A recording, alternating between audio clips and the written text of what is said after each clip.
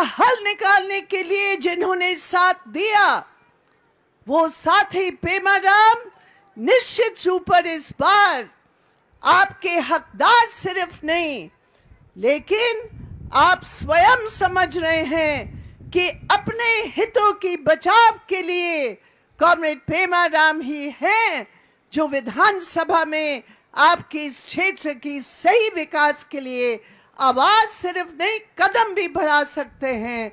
इसलिए आज इस कार्यकर्ता सम्मेलन में हम लोग एक शपथ लेंगे कि आखिर समय तक हर वोट को इकट्ठा करने के लिए हम लोग सिद्धांत और संघर्षों के आधार पर हम इस संघर्ष को जीतेंगे। ये संकल्प लेकर हम लोग इस सभा से लौटेंगे। मेरे प्रिय साथियों, राजस्थान की जो चुनाव होंगे वो हमारे देश की राजनीति की आप समझ सकते हैं एक जबरदस्त चुनौती के रूप में हम इसको देखते हैं, क्योंकि राजस्थान की चुनाव इस समय होने जा रहा है जब पूरे देश के अंदर एक सबसे भयानक शक्ति भारतीय जनता पार्टी और आरएसएस जिसका असली नाम है राष्ट्रीय सर्वनाश समिति, वो आरएसएस और भारतीय जनता पार्टी पिछले 9 साल धर्म की आड़ में धर्म को एक हथियार के रूप में इस्तेमाल करके हमारे देश के संविधान पर हमला किया। ये जो शक्ति है, ये बड़े पूंजीपतियों की साथ देने वाली शक्ति, ये अंबानी अडानी के साथ देने वाली शक्ति, जिस शक्ति ने पिछले 9 साल इस देश की तमाम साधनों को, इस देश के किसानों और मजदूरों की मेहनत का फल को कुछ ही बड़े पूंजीपतियों के हाथ को सौंपने में काम दिया।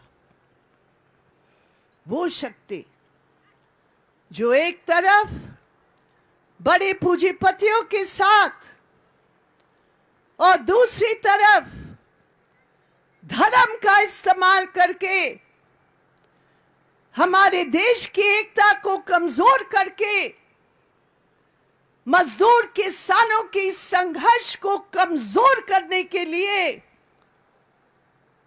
उन्होंने उसको जिस रूप में इस्तेमाल किया, मेरे प्रिय साथी, हकीकत यह है कि आज हमारी राजनीति में इस प्रकार की चुनौती हमने कभी सामने नहीं देखा। बहुत कुछ उतार चढ़ाव हमारे देश की राजनीतिक परिस्थितियों में हुआ है, हम जानते हैं,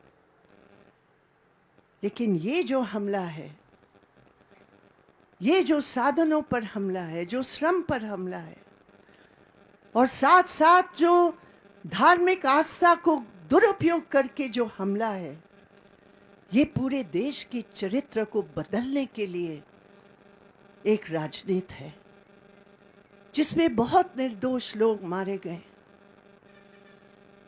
हम ये पूछते हैं, जो हिंदुत्व के नाम को लेकर पॉलिटिक्स करते हैं, हम आज उनसे पूछते हैं कि जो करोड़ों किसान आपकी नीतियों के कारण, आपके गलत कानूनों के कारण आज मजबूर हो रहे खेती बाड़ी को छोड़कर, आज वो लाखों करोड़ किसान जो कर्जा में डूब रहे हैं, हम पूछते हैं मोदी जी, वो कौन से धर्म के हैं?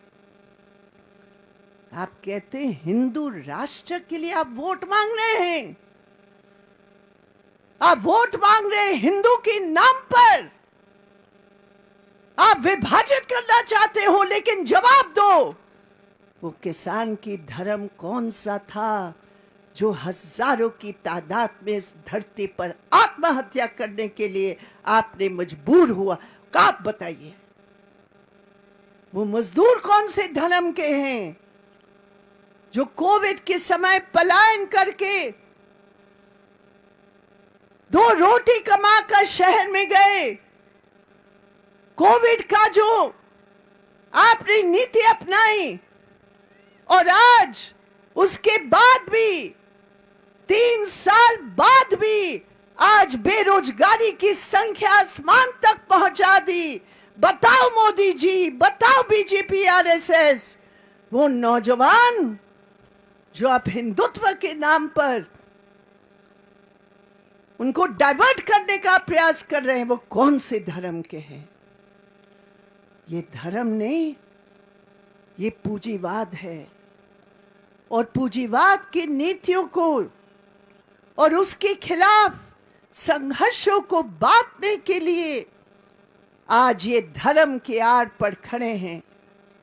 अभी हमने देखा हरियाणा में जो राजस्थान की सीमा है, हमने देखा वो पूरे मेवाती और नू इलाके में किस रूप में ये बुलडोजर चलाया गया था। हमने देखा वो गरीब लोग थे, न हिंदू न मुसलमान, वो असंगठित क्षेत्र के लोग थे जो उस बुलडोजर के शिकार बने।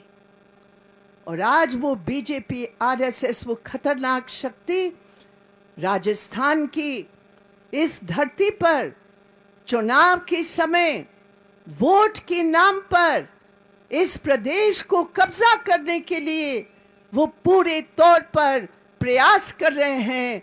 निश्चित रूप पर मेरे प्रिय साथी, आप इस पूरे क्षेत्र से और पूरे राजस्थान में हमारा ये नारा होगा, बीजेपी आरएसएस हराओ, देश बचाओ, ये हमारा नारा होगा। लेकिन दुख की बात क्या है, इस राजस्थान की 5 साल की अवधि में जहां ये कांग्रेस पार्टी,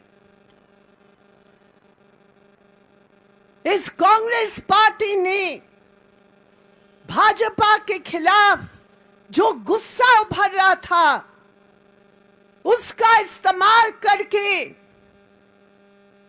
उन्होंने यहां सरकार का गठन किया। 5 साल कोई कम समय नहीं है अपने वैकल्पिक नीति दिखाने के लिए।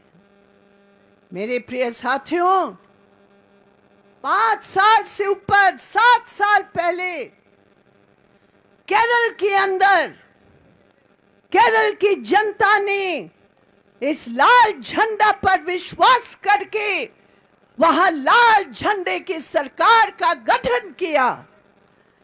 जब ये कांग्रेस की सरकार का गठन यहां हुआ, उसके कुछ ही दिन पहले, साल पहले, केरल में लाल झंडा की सरकार का गठन हुआ।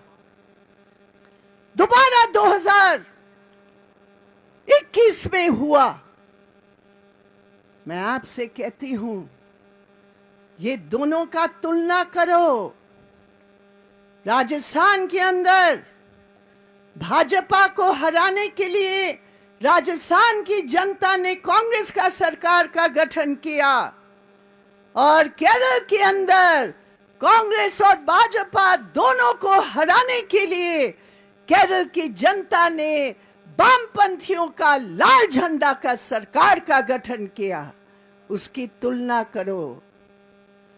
आज राजस्थान में न्यूनतम वेतन नहीं मिल रहा है। आज राजस्थान में मनरेगा का वेतन भी नहीं मिल रहा है। आज राजस्थान में मजदूर भटक रहा है। आज राजस्थान में जो वायदे किए थे कर्जा माफी की, ये कर्जा माफ नहीं हुआ। ये है राजस्थान।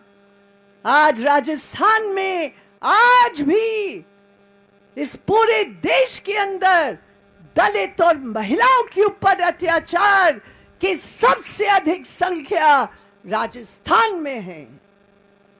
और केरल में देखो, वैकल्पिक सरकार। भाजपा को हराने के लिए आप लोगों का गुस्सा इस्तेमाल करोगे, लेकिन नीति वही अपनाओगे। अगर दिल्ली में बुलडोजर चला, हरियाणा में बुलडोजर चला, यहां भी बुलडोजर चला, इस दातारामगढ़ में बुलडोजर चला, और यहां अमराराम और पेमाराम और किशन पारिक खड़े होकर उस बुलडोजर को रोका। ये है सही नीति। केरल के अंदर कम साधनों के बावजूद ये वामपंथी सरकार ने खाद्य सुरक्षा के लिए चावल गेहूं के साथ साथ ऐसे दुकानें खड़े कर लिए पूरे केरल में, जिसका नाम है मावेली दुकान। और मावेली दुकान के आधार पर जो भी मार्केट में जो भी दाम में बिकता है, तेल हो, नमक हो, मसाला हो, नारियल हो, सब्जी हो, चीनी हो, उसका 1/3 दाम कम करके वहां की जनता को दे रहे हैं। ये है विकल्प। महंगाई के खिलाफ विकल्प नीति से होती है, और हमें गर्व है कि केरल सरकार ने वो नीति अपनाई जो उस विकल्प को जमीनी तौर पर खड़ा करके वहां की जनता को राहत पहुंचाई।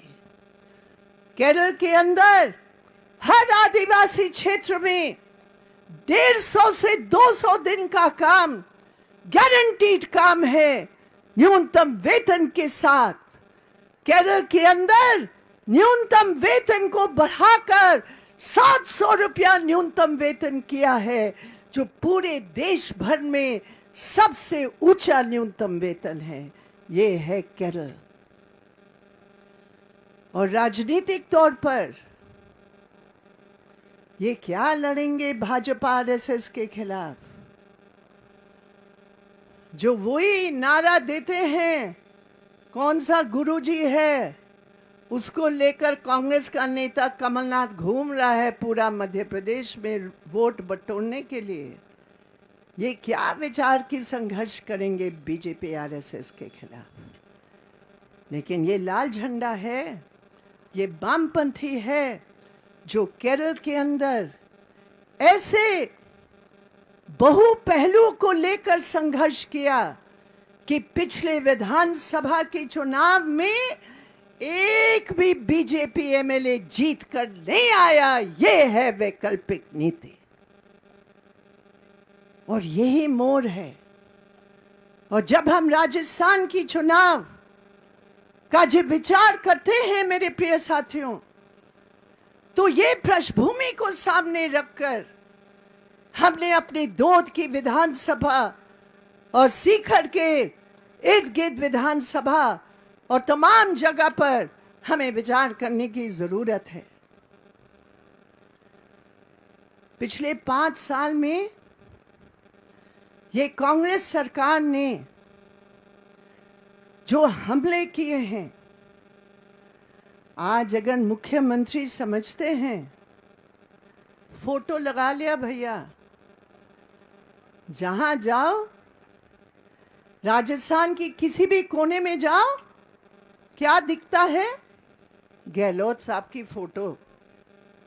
भैया पहले तो हमारे जेब से महंगाई बढ़ाकर टैक्स चोरी कर रहे हो, हमें पानी नहीं दे रहे हो, हर नुक्कड़ पर शराब की दुकान खड़ा कर लिया, उसे टैक्स ले रहे हो, और टैक्स के आधार पर आप हमारे ऊपर हमला करके अपने सब जगह फोटो लगा रहे हो।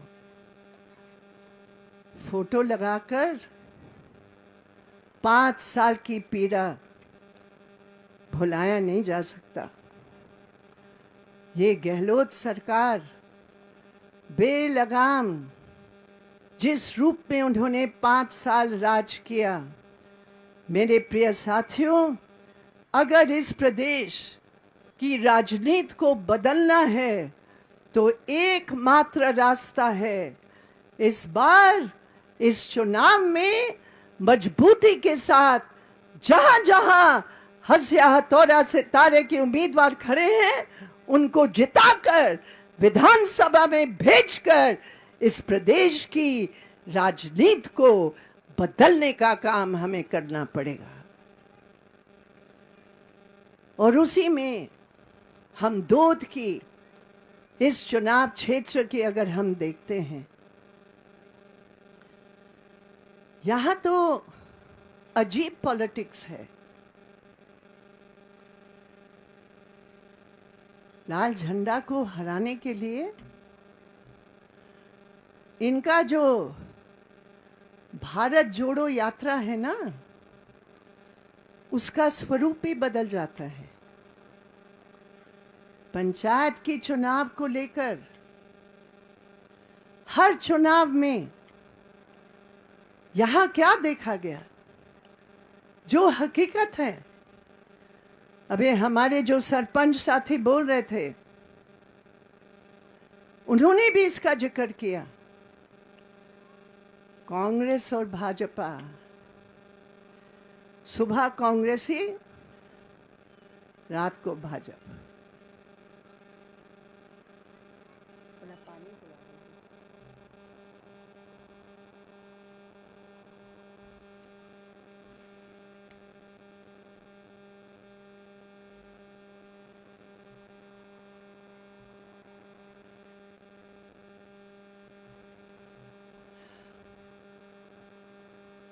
अजीब पॉलिटिक्स है।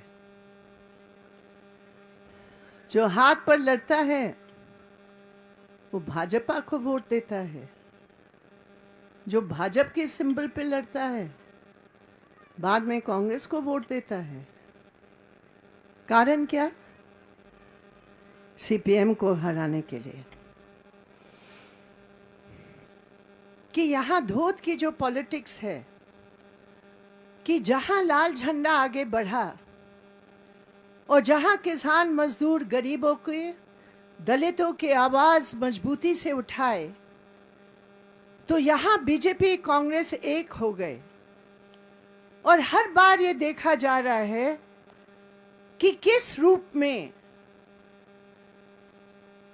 बड़े पूंजीपति और बड़े व्यापारियों के हित को बचाने के लिए ये लोग एक हो जाते हैं। हम ये कहते हैं कि इस बड़े संघर्ष में हमारे पास धन दौलत तो है नहीं, लेकिन हमारे पास जो 3 मुख्य हम कहेंगे त्रिशूल के रूप में जो हमारे पास है वो क्या है? एक है संघर्ष, और संघर्ष की जो नेता यहां रहे हैं कॉमरेड हमारा पेमाराम जी। मैं हैरान थी पिछले नवंबर जब यहां 2 डिग्री का तापमान था। कोई सोच नहीं सकता कि यहां कलेक्ट्रेट के बाहर दिन रात लगाकर इस लाल झंडा को लेकर हमारे साथी वहां हटे नहीं, डटे रही अपने मांगों के लिए। और उनके बीच थे कॉमरेड अमराराम, उनके बीच थे कॉमरेड किशन पारेख, उनके बीच थे हमारे गर्व के साथी कॉमरेड पेमाराम। मुझे बताया गया कि लोगों को विश्वास नहीं हुआ कि ये हो रहा है। जैसे टूरिस्ट जाते हैं ना ताजमहल को देखने के लिए या कुतुब मीनार को देखने के लिए, हमें पता चला, हमारे साथी ने बताया कि सीकर के गांव-गांव से नौजवानों को विश्वास नहीं था कि ऐसे भी नेता हैं जो पड़े रहे दिन रात इस ठंड में, और वो आए देखने के लिए कि हम देखते हैं ये नेता कैसे होते हैं। और इसलिए जब वो नारा लगता है हमारा नेता कैसा हो, वो जवाब अपने आप आता है, हमारा नेता लाल झंडे वाला नेता जैसे हो। ये सिद्धांत है। तो एक संघर्ष की दूसरी बात है सिद्धांतों की। हम लोग सिद्धांत की राजनीति करते हैं। यहां पूरे राजस्थान में दल बदल बदल पैसे के आधार पर, सीट के आधार पर, लालच के आधार पर हमें गर्व है इस सीकर में हमारे मजबूती के साथ खड़े हैं। इस सीट से कॉमरेड पेमाराम, बहुत लोग आए होंगे इनके पास, हमारे पार्टी में आओ, हम तुम्हें जिताएंगे। कॉमरेड पेमाराम अपने सिद्धांतों पर खड़े होकर बोले, हम हैं लाल झंडे के साथ, सिद्धांतों के साथ, आखिरी दम तक हम इस लाल झंडे के लिए रहेंगे। ये है सिद्धांत। और तीसरी बात है संगठन। सिद्धांत, संघर्ष और संगठन। और ये जो कार्यकर्ता सम्मेलन है, ये सम्मेलन से ही ये साबित होता है कि आप लोग पिछले 5 साल से अनुभव से एक मजबूत संगठन आप लोग तैयार कर रहे हैं। ये संगठन जहां संघर्ष के लिए है, चुनाव के लिए, इस संगठन को अन्य पहलू के साथ जोड़ के आपको मजबूत करना है। इस चुनाव में पहला संगठन का काम है, हम अपने हर गांव में जाकर, हम हर घर में जाकर, हम अपने वैकल्पिक संघर्ष और सिद्धांत की संदेश को लेकर जाएं। ये संगठन का काम है कि आज जो नया नया टेक्नोलॉजी बन रहा है उसका भी हम कैसे इस्तेमाल करें, ये भी हमें समझने की जरूरत है। जो हमारे नौजवान साथी हैं, ये सोशल मीडिया में जो भारतीय जनता पार्टी और कांग्रेस रोज झूठ का पुलंदा बांधकर हमारे घरों में फोन के द्वारा भिजवा रहे हैं, मेरे प्रिय साथियों, ये अनिवार्य है कि हर जगह, हर पंचायत में हमें अपनी सोशल मीडिया की टीम को तैयार करके जो हमारा सिद्धांत संघर्ष का संदेश है उसको हमें पहुंचाने का काम करने की जरूरत है। और ये तीनों को बांधने के लिए मेरे प्रिय साथी हमारे उम्मीदवार हैं। हमने देखा ये जो विधायक बना है, हमने पूछा साथियों से, ये कितने बार घूमते हैं, ये कितने बार बोलते हैं, ये कितने बार वोट की बात लेकर लड़ते हैं। उन्होंने कहा पिछले 3 साल भैया इनका शक्ल तक नहीं दिखाया। ये हकीकत है, बोलने की बात तो दूर रही, क्या फायदा है। ये एससी सीट है। हमारे पार्टी जातिवाद पर विश्वास नहीं करती है। लड़के अंबेडकर ने जाति प्रथा को तोड़ने का एक हथियार आरक्षण के लिए एससी की सीट का आरक्षित किया, लेकिन बड़े दुख के साथ बोलना पड़ रहा है ये एससी रिजर्वेशन की सीट, एसटी रिजर्वेशन की सीटों को किस रूप में ये भारतीय जनता पार्टी और कांग्रेस ने भ्रष्ट करके रखा।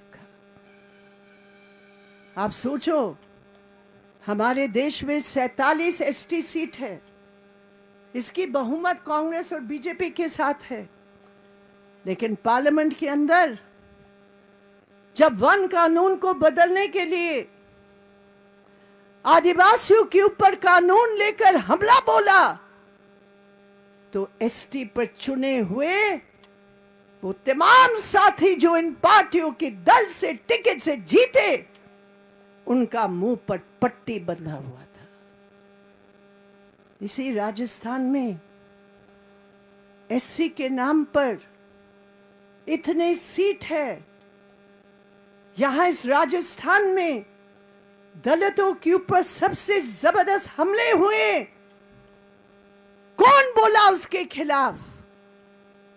हमें मालूम है जहां दलितों के ऊपर हमले हुए वहां ये लाल झंडा के साथी थे, हमारे जो एमएलए थे वो गए वहां, लेकिन बीजेपी कांग्रेस के एमएलए नहीं पहुंचे। ये ऐसी सीट है। हम लोग ये मानते हैं कि दलितों की जो भलाई है वो सबके हितों के साथ मिलकर हमें बराबरी का दर्जा की लड़ाई को हमें लड़ना है। इसलिए यहां दोद में हमने किसानों के लिए लड़े, हम कर्जा माफ के लिए लड़के, इंश्योरेंस के लड़के, हमने किसानों की हकों को दिलवाने का काम हमने किया। दलितों के जो विशेष मुद्दे हैं, अत्याचार के, शोषण के, इस बड़े जनवादी लड़ाई का एक बड़ा अहम हिस्सा मानकर हम अपने साथी को एससी सीट पर खड़े करते हैं। और हमें गर्व है, कॉमरेड पेमाराम ने कभी भी कोई संकीर्ण राजनीति नहीं की, कभी कोई जातिगत राजनीति नहीं की, कभी नहीं बोले हम जाति आधारित वोट मांग रहे हैं। उनके काम ने दिखाया कि वो हर शोषित आवाज की आवाज है, न्याय की आवाज है। और इसीलिए इस एससी सीट पर एकता बनाए रखने के लिए, जाति आधारित प्रथा के खिलाफ लड़ने के लिए, जनता की एकता को कायम रखकर इस पूरे धोद क्षेत्र की विकास के लिए एकमात्र साथी, नेता, उम्मीदवार है, और वो है कॉमरेड पेमाराम। और इसलिए मेरे प्रिय साथियों, संगठन, संघर्ष, सिद्धांत, ये सब मिलते हैं कॉमरेड पेमाराम की उम्मीदवारी पर। मैं आप सबसे अपील करती हूँ कि इस सम्मेलन में आप लोग शपथ लेकर अगले 3 महीने या जितने भी दिन चुनाव के लिए बाकी है, और विशेषकर मैं अपनी बहनों से अपील करूंगी, इस क्षेत्र की रक्षा के लिए आप आगे बढ़ के इस चुनाव की, इस युद्ध में, इस संघर्ष में, इस लड़ाई में लाल झंडा के हाथ में लेकर आप आगे बढ़ेंगे और कॉमरेड पेमाराम